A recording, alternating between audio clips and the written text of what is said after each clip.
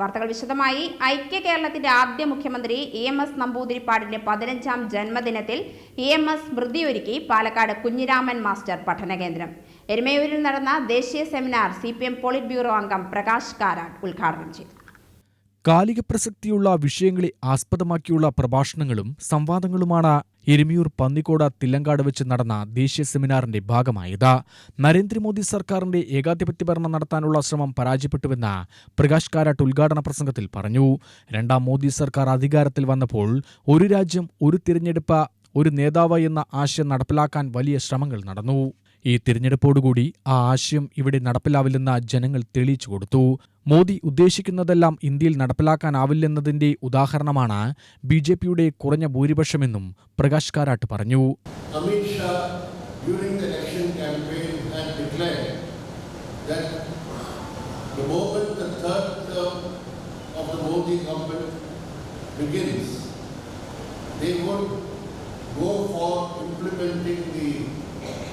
One nation, one election scheme, which is that from the Parliament, Lok Sabha to the Assembly to the Panchayat, local body, all elections will be held simultaneously, so that they can project one leader in the election, whether it is for the Assembly, whether it is for the Panchayat, whether it is for the Lok Sabha.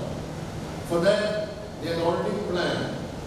The report had been prepared by the former President Kovind to bring in a series of constitutional amendments whereby all elections could be held at a single time.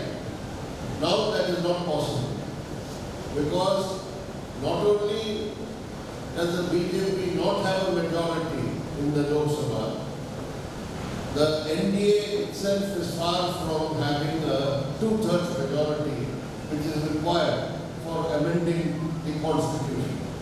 CPM കേന്ദ്ര committee അംഗം AK ബാലൻ അധ്യക്ഷനായി.